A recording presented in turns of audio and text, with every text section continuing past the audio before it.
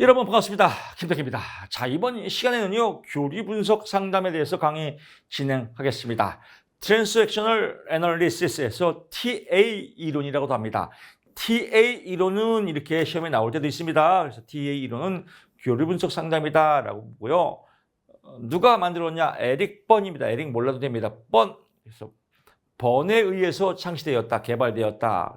번에 의해서 개발된 이론은 무엇입니까? 교리 분석이다. 정답 1번에 나옵니다. 그래서 체크 포인트 해두시고요. 에릭 번은 정신과 의사입니다.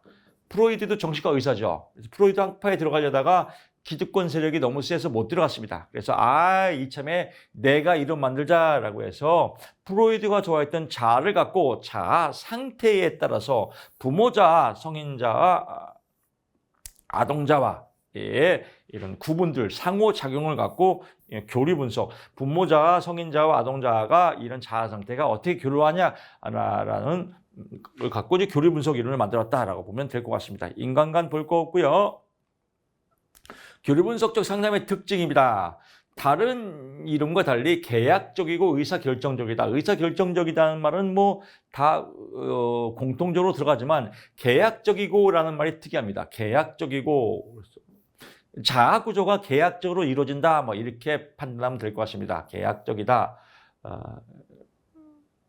요것만 체크하면 되겠습니다. 다른 이론과 달리 계약적이고 의사결정적인 이론은 무엇이다? 교리 분석이다. 상담의 목표 쭉 나옵니다. 목표는 공통적인 부분이 많아요. 자각, 자발성, 친밀성 이런 부분들은 상담의 이론과 공통적이기 때문에 크게 볼 필요 없습니다. 상담의 기법도 크게 볼 필요 없습니다. 볼 필요 없다는 건요, 여러분들 시험에 안 나오는 겁니다. 저는 조금 더 깊이 있게 공부하고 싶어요. 이런 내용도 공부하고 싶어요. 그러면 이제 여러분들 인문학적으로 읽어보시면 돼요. 어려운 내용 없으니까요. 지금은 우리가 이제 이 수험서 공부이기 때문에 합격이 우선입니다. 그래서 합격 목적이기 때문에요. 나중에 심심할 때 읽어보시고요. 교리 분석의 유형입니다. 교리 분석의 유형을 크게 세 가지가 있습니다. 자아에 따라서 분석하는 자아 구조 분석이 있고요. 또 교류 형태에 따라서 움직이는 교류 패턴 분석이 있고요. 또 생활 양식, 생활 태도에 따라서 움직이는 생활 태도 분석이 있습니다. 그래서 교류 분석의 유형은 세 가지, 자아 구조 분석과 교류 패턴 분석과 생활 양식 분석, 생활 양식, 생활 태도, 생활 양식 분석에 따라서 움직인다라고 보고 그 첫 번째 자아 구조 분석입니다. 구조는 세 가지가 있습니다. 부모 자아, 성인 자아, 또 어린이 자아. 부모 자아는 어릴 때 부모로부터 받은 영향 그대로 재현시키는 상태. 부모의 행동이나 태도에 영향을 받아서 내면화된 가치, 세계, 도덕. 그래서 부모로부터 배운 이런 자아, 이걸 부모자라고 합니다. 이 부모자는 두 가지가 있습니다. 비판적 부모자. 아버지의 기능으로서 주장적이고 처벌적이고 남을 가르치려고 하고 통제하려고 하고 이런 유형들은 CP라고 합니다. 아주 CP죠. 성격이 CP. 양육적 부모자, 이건 어머니 유형입니다. 어머니의 기능을 따라서 타인의 배려하고 격려하고 애정, 보호 이런 부모자는 MP. 그래서 아버지를 닮은 부모자는 비판적 부모자가 CP, 어머니를 닮은 부모자는 MP다. 이렇게 구분하시면 될 것 같습니다. 이게 신문이 잘 나옵니다. 이거는 객관적으로 우리가 얘기하는 게 아니라 에릭 번이 주장한 겁니다. 묻지도 말고 따지지도 말고 뻔히 얘기했구나. 따지고 싶으면 뻔한테 물어보세요. 뻔 죽었습니다. 그러니까 그냥 외우시면 됩니다. 성인자, 어린이자, 어덜트 에고라고 하는데요. 성인자는 말 그대로 가장 합리적이고 냉정하고 냉철하고 판단적인 중심을 잡는 자, 이게 성인 자아다. 가장 건강한 자아다라고 보고요. 어린이 자아입니다. 어린이 자아는 세 가지 유형으로 나눕니다. 자유로운 어린이 자아가 있고요. 수능적 어린이 자아가 있고요. 어린이 교수 자아가 있다. 이건 영어까지 알아야 됩니다. FCACLP다. 그래서 자유로운 어린이 자아, 피터팬 증후군, 놀고 노는 거예요. 공부해야지, 나 싫어, 놀 거야. F학점이겠죠. FC. 수능적 어린이 자아, 수능적이죠. 인내하고 타협하고 신중하고 착한 어린이. 학점 잘 나오겠죠? AC. 어린이 교수자, 선천적 지혜. 성인 아이의 축소판, 탐구적이고 창조적이다. NLP라고 보시면 될 것 같습니다. 교류 패턴 분석의 세 가지 유형이 있습니다. 교류 패턴에서 상보적 의사교류 유형, 교차적 의사교류 유형, 암시적 이면적 교류 유형, 암시적이라고도 하고 이면적이라고 하고요. 상보적 교류, 교차적 교류, 암시적 교류 이렇게 줄여서 얘기도 합니다. 자, 지금부터 제가 역할 연기 한번 해보겠습니다. 남편이 있고요. 아내가 있습니다.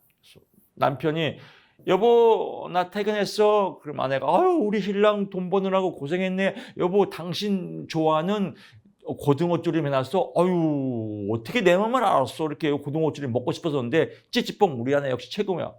행복하죠. 이런 행복한 대화. 이게 상보교류예요. 아주 이상적인 가정입니다. 부부입니다. 교차적 교류. 교차 아주 로또 부부예요. 맨날 뭐 쌈질하는 겁니다. 로또 부부. 징그럽게 안 맞죠. 남편.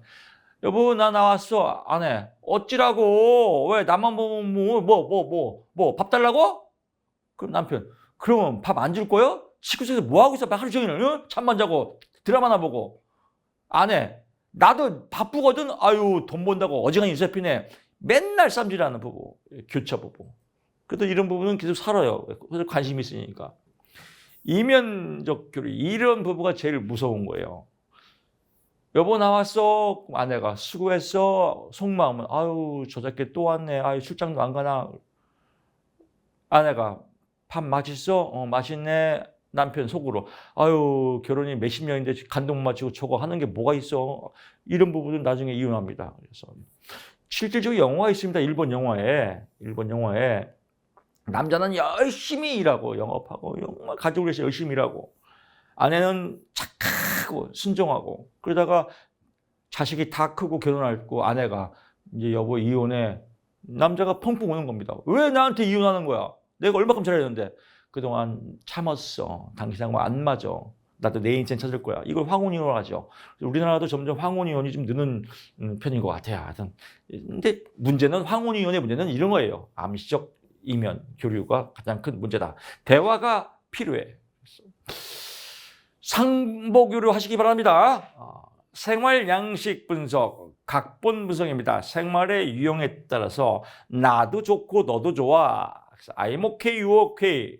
가장 좋은 거죠. 원만 패턴이다. 나는 좋은데 너는 안 좋아. 자기 주장 패턴. 나는 싫어. 근데 너는 좋아. 나도 싫고 너도 싫어. 갈등 패션. 파괴적 인간관계. 제일 안 좋은 겁니다. 자기 부정. 나는 안 좋아. 근데 너는 좋아. 헌신 패턴. 그래서 이 유형들 네 가지 파악해 보시고요. 라켓 감정이랍니다. 라켓 하면 무슨 뭐가 떠올라요? 배드민턴 라켓이다. 그래서 배드민턴 라켓. 배드민턴 칠 때도 막 속이죠. 막 세게 치려다가 안 치고 막 서브백을 때도 뒤에 숨기고. 그냥 이렇게 이해하시면 될 것 같습니다. 라켓 감정이라는 건 뭐냐면요. 숨겨진 감정이에요. 숨겨진 감정. 숨겨진 감정이 문제라 이거예요. 이거를.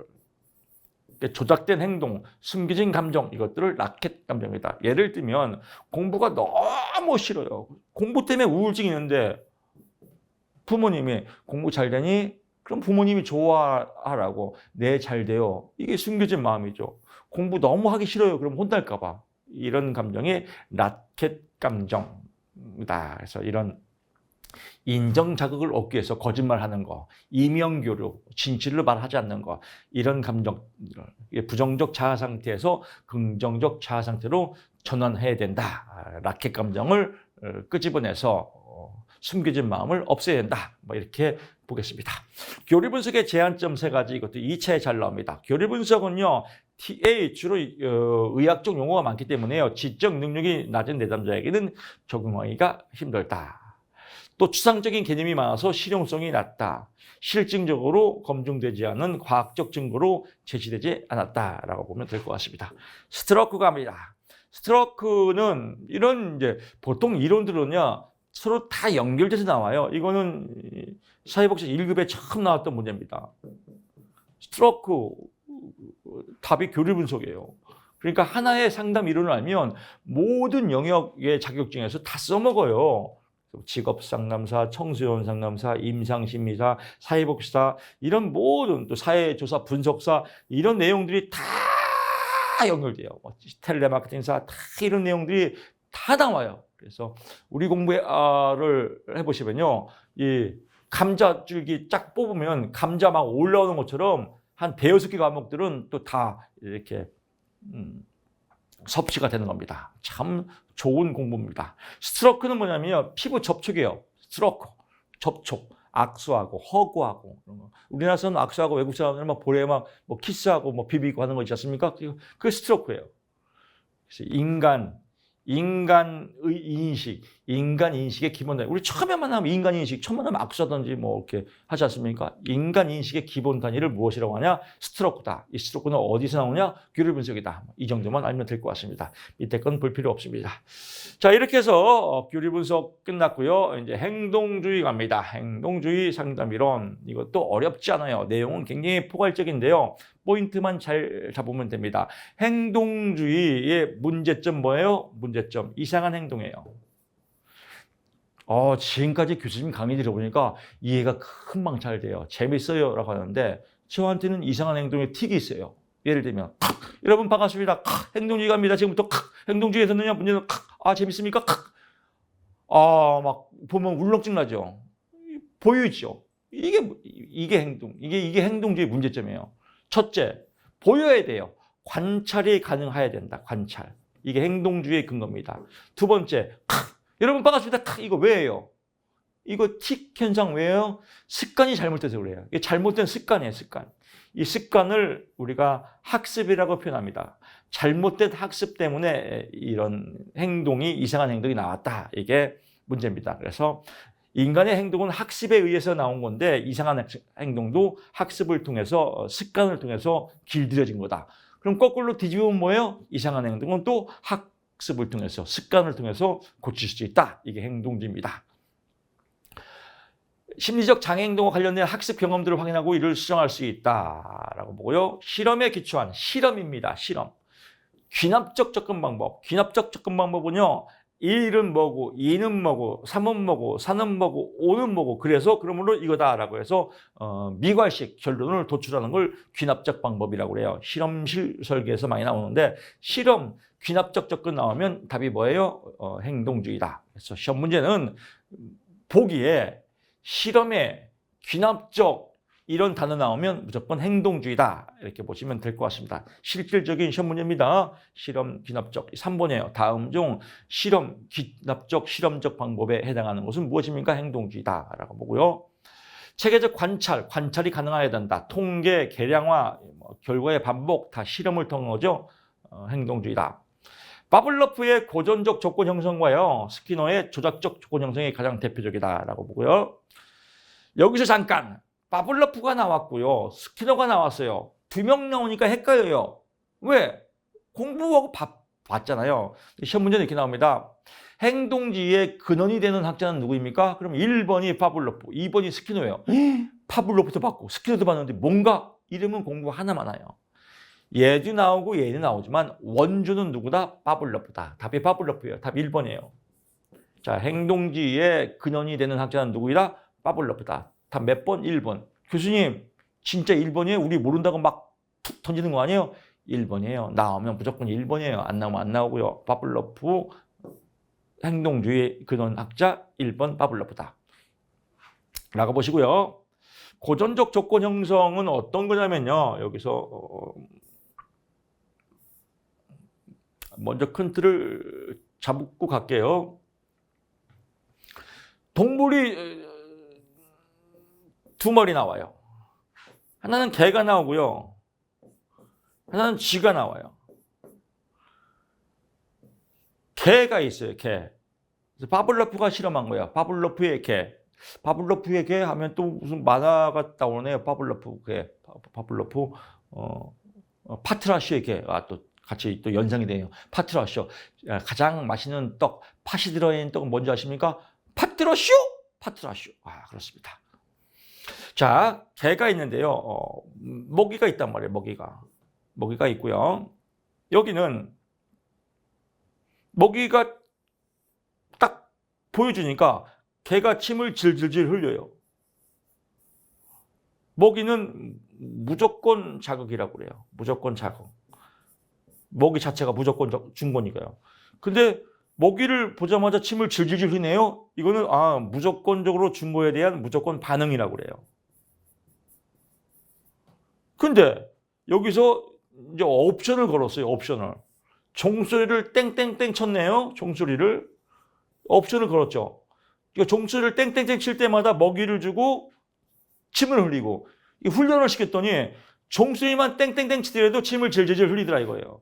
이 종소리는 뭐예요? 조건을 걸었죠. 이건 조건 자극이에요. 근데 종소리만 땡땡땡 쳐도 침을 질질 흘리더라. 이건 뭐예요? 조건 반응이에요.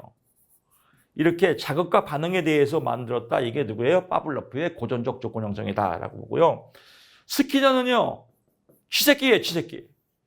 여기 쥐를 이렇게 가둬놓고 레버를 만들어놨다면 레버를. 그 다음에 쥐가 지나가다가 레버를 딱 밟았네요. 먹이가 툭 튀어올라오더라고요. 배고플 때마다 여기만 밟으면 먹이가 나오는구나 하고 쥐가 행동을 이제 연습한 거예요. 그래서 강화물, 어떤 강화물을 주면 이런 행동을 계속 반복하구나. 여기를 누르면 먹이가 나오니까 자꾸 강화를 하면 먹이가 나오는구나. 이 강화. 이게 스키너의 조작적 조건 형성이에요. 어떤 상황을 조작해 놓고 강화물을 제공했더니 조작해서 강화가 일어나더라. 조작적 조건 형성. 그래서 뒤에 또 예시가 나오겠지만요. 큰 틀 잡으면 스키너 하면 쥐새끼 조작적 조건 형성이고요. 파블로프의 개, 파트라시의 개, 고전적 조건 형성이다라고 보시면 될 것 같습니다. 이 이론만 여러분 알아도요. 이거 모든 영역에서 자격증 한 대여섯 개 다 공이 똑같이 나옵니다. 그래서 간결 요약하게 제가 여러분들한테 안내를 해드렸습니다. 행동주의는 학습 나오면 행동주의다. 수정이 가능하다. 변화될 수 있다. 사회학습의 원리, 강화나 모방이다. 그래서 사회학습의 원리에서 나중에 사회학습 이론으로 발전합니다. 사회학습 이론으로 발전하는 사회학습 이론의 학자는 누구예요? 반두라예요. 반두라가 주장한 건 뭐예요? 모방이에요. 모방. 관찰학습, 따라쟁이. 나도 교수님처럼 따라서 공부해야지. 따라쟁이, 모방, 관찰학습. 그러니까 공부를 잘하고 사회학습을 잘하지더라. 라고 이렇게 이해하시면 여러분이 흡수가 빠를 겁니다. 그래서 모방을 하자. 잘된 사람들을 모방하자. 벤치마킹, 관찰학습. 이게 반두라의 사회학습 이론이다. 그래서 행동주의가 사회학습 이론으로 발전되었습니다. 그래서 잘 따라서 하고 벤치마킹하고 자신감 있어. 저렇게 공부하니까 공부가 잘 돼. 자신감 뿜뿜. 자기 자신을 믿는 마음. 이게 반두라의 자기 효능감입니다. 그래서 반두라의 자기 효능감이 주요 개념이에요. 자기 효능감 뿜뿜. 자기 자신을 믿는 마음 뿜뿜. 자기 자신을 믿는 마음이 생기면 반두라. 자기 자신을 믿는 마음이 안 생기면 관두라. 이렇게 되겠죠. 행동수정 프로그램의 절차 쭉 나와요. 기본 상식이죠. 이건 그냥 목표 행동을 정의하고 측정한 다음에 적응 행동과 강화와 부정 행동을 적응 행동은 강화시키고 부정은 약화시킨 다음에 결과를 검증하고 일반화시킨다. 이런 맥만 잡으면 될 것 같습니다. 고전적 조건 형성은 앞에서 크게 다 했습니다. 파블로프 나오고 개 나왔죠. 그래서 파블로프 나오고 개 나왔어요. 종소리 나오고요. 먹이를 주자. 종소리만 들어도 개가 침을 질질 흘리더라. 이런 실험을 했죠. 한 번 더 갈게요. 종소리에 옵션을 걸었고요. 먹이가 있고요. 그 다음에 침이 있다. 먹이는 무조건적 자극이고요. 침은 무조건적 반응이고요. 종소리는 조건 자극이고요. 종소리를 통해서 침을 흘리는 건 조건 반응이다. 이게 고전적 조건 형성, 자극과 반응에 대한 이용이다라고. 조작적 조건은 스키너 상자죠. 그래서 쥐새끼 먹이를 딱 눌렀더니 먹이가 나오더라. 강화물이 나오더라. 강화물이 나올 때마다 행동을 반복하더라. 이게 스키너의 조작적 조건 형성이다라고 보는 겁니다. 강화 처벌감이다. 네 가지 요소가 시험에 잘 나와요. 이거 헷갈릴 수 있습니다. 포인트 잘 잡아야 돼요. 포인트 정적은 더해진 거고요. 강화도 더해진 겁니다. 부적은 빼줘서 강화 더해진 거고요. 정적은 더해서 처벌 빼진 거고요. 빼줘서 빼진 겁니다. 이렇게 큰 틀 잡으면 될 것 같습니다. 예를 들면 교실 청소를 하는 학생에게 과자를 준다. 청소를 했으니까 과자를 준다. 플러스 플러스. 발표자에게 보충 수업을 면제를 했다. 빼줬더니 학생 발표를 더 잘하더라. 그래서 플러스. 이게 시험에 제일 많이 나옵니다. 실제 시험에서는 청소를 빼줬더니 숙제를 잘하더라. 빼줬더니 잘하더라. 이게 부적 강화다라고 보고요. 불쾌 자극을 장시간 컴퓨터를 하느라 공부를 소홀히 한 아이에게 매를 가했더니 그다음에 공부를 잘하게 되더라. 이게 정적 처벌. 또 방 청소를 소홀히 한 아이에게 컴퓨터를 못하게 했더라. 컴퓨터를 소홀히 했으니까 컴퓨터를 못하게 했다. 그래서 마이너스다. 이렇게 보시면 될 것 같습니다. 강화 계획 복잡합니다. 이것도 여기서 정리할게요. 4가지 시험에 잘 나옵니다. 고정 간격 계획이라고도 하고요. 고정 간격 강화라고도 합니다. 변동 간격 계획 강화 똑같습니다. 계획을 강화라고도 한다라고 하는데 간격이 나오면요. 간격이라는 말이 나오면 시간이에요. 시간. 비율이라는 말이 나오면요. 횟수입니다. 그래서 시험 문제에 횟수가 나오면 비율이고요. 시간이 나오면 간격입니다. 일정한 시간, 이건 고정 간격이에요. 월급이죠. 일정한 시간, 15일 날 월급을 준다. 이 강화죠. 이 고정 간격. 변동 시간이에요. 시간에 주긴 주는데 어느 시간에 줄지 몰라요. 1분에 한 번씩 준다고 했는데 어느 시간에 줄지 몰라. 이건 이제 변동 간격이다. 비율은요. 1인당 100만 원의 성과급이에요. 성과급. 고정 비율은. 100개 횟수를 채울 때마다 한 번에 성과급을 준다. 그래서 성과급 고정 비율. 근데 여기는 선별적 성과급 제도예요. 성과급을 주는데 언제 줄지는 몰라요. 이건 변동 비율 계획이다. 또는 카지노 슬롯 머신. 언제 터질지 몰라요. 복권 언제 맞출지 몰라요. 주식 언제 오를지 몰라요. 그러니까 언제 오를지 모르니까 맨날 들여다보는 거예요. 이 강화를 다른 말로 나쁘게 표현하면 중독이에요. 중독. 가장 강화가 세다. 가장 중독이 세다. 이건 뭐예요? 변동 비율 계획이에요. 왜? 언제 터질지 모르니까요. 그래서 가장 강화가 센 것은 무엇입니까? 변동 비율 계획, 변동 비율 강화고요. 가장 강화가 약한 것은 무엇입니까? 고정 간격 계획, 고정 간격 강화다.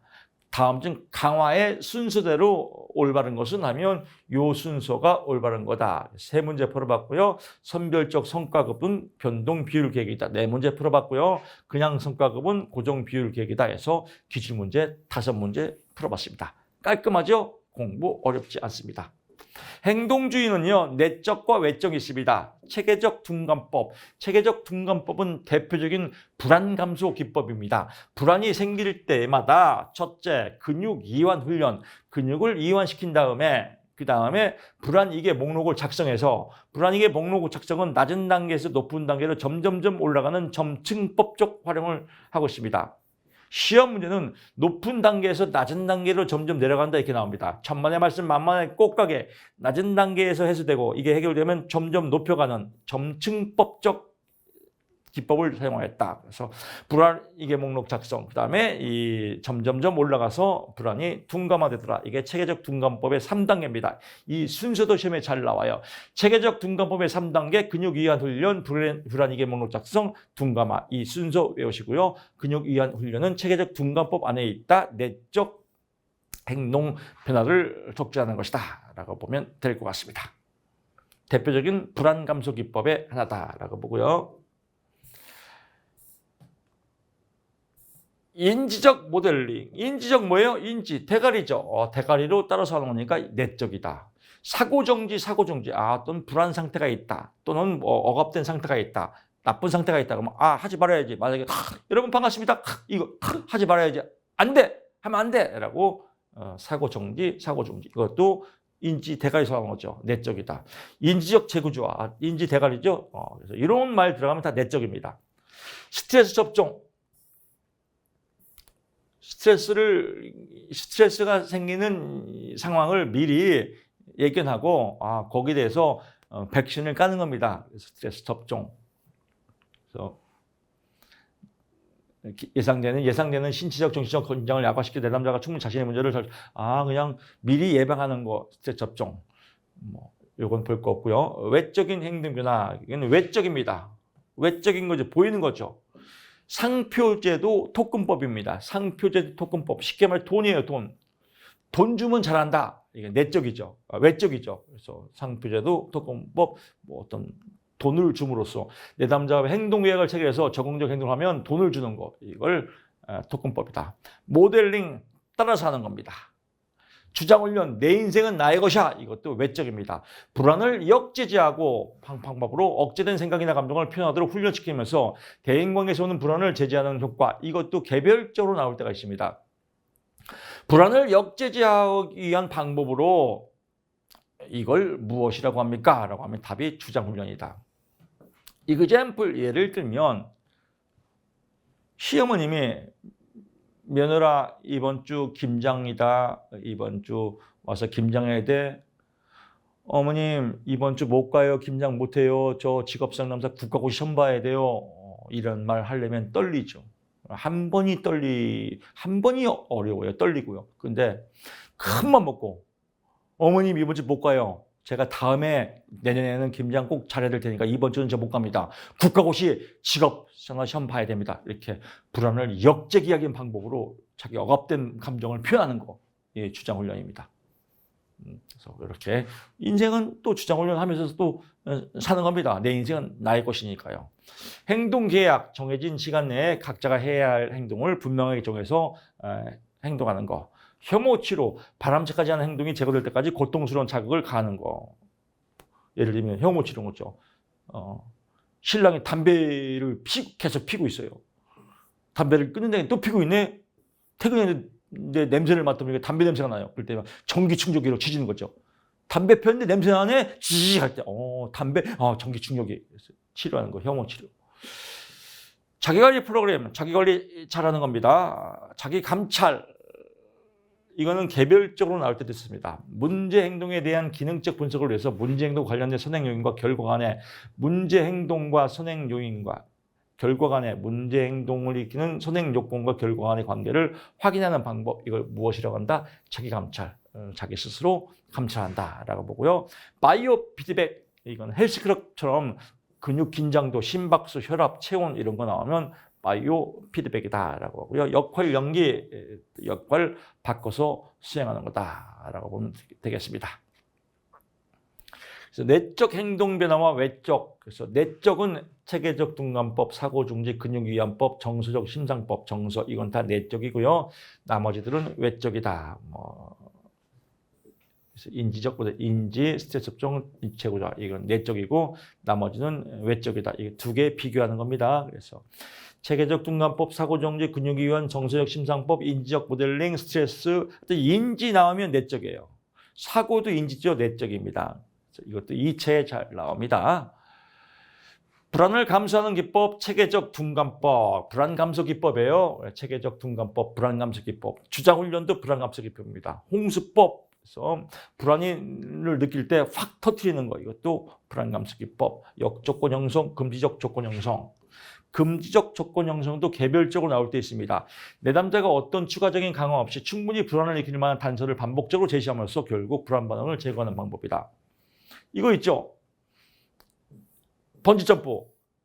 고공에서 올라가서 뛰어내려 하는데 무서워서 못 뛰어내리는 거예요. 그럴 때 끝에 매달리게 하는 거예요. 계속. 밑에 보세요. 밑에 보세요. 매달리세요. 뛰어내려.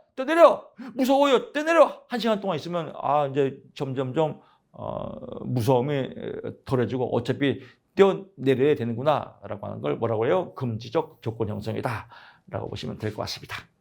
이건 불안 감소 기법이고요. 학습 촉진 기법이 있습니다. 이 학습 촉진 기법은 세 가지 딱 떨어져요. 이걸 외워야 돼요. 그래서 강대리 변별, 강대리가 변별했다. 강화를 줌으로써 학습을 촉진하는 방법. 대리학습, 사회적 모방학습, 잘하는 사람을 따라서 하면서 학습을 촉진하는 방법. 변별학습, 똥인지 된장인지 구별하면서 좋은 건지 나쁜 건지 변별하면서 좋은 것을 배워가는 거 변별학습. 강대리 변별은 이건 학습 촉진 기법이고요. 나머지는 불안 감소 기법이다. 비교할 수 있고요. 노출 치료법의 세 가지. 실제적 노출, 실제적으로 공포 자극에 노출하는 방법, 점진적 노출, 점점점 수위를 높이는 거, 심상적 노출, 마음속에서 상상하면서 공포 자극을 상상하게 하는 거, 홍수법 확 터뜨리는 거. 그래서 노출 치료법 4가지가 있다. 행동주의의 직업 상담의 모형 쭉쭉쭉 보시고요. 나머지 볼 거 없고요. 진로 선택의 문제 유형, 이게 시험 문제입니다. 우유부단형이 있습니다. 우유부단형, 정보 부족. 정보가 부족해서 진로 선택을 못해요.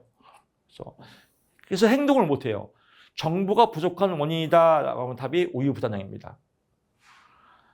그 다음에 무력감이에요. 무력감, 무기력해. 무력감, 무기력 때문에 진로, 직업 선택을 못한다. 이건 무결단형이다. 그래서 무결단형은 무력감, 정보 부족이 원인인 건 우유부단형. 그래서 이 2개 구분하시면 됩니다. 이게 시험 문제입니다. 자, 이렇게 해서 행동주의 또 방대한 양 마쳤습니다. 여러분들 상담하고 지금 시험 봐도 합격하실 겁니다. 문제 제가 다 찍어드렸고요. 그렇게 어렵지 않을 겁니다. 다음 시간에 인지정서 행동 RBT 강의 진행하겠습니다. 고맙습니다.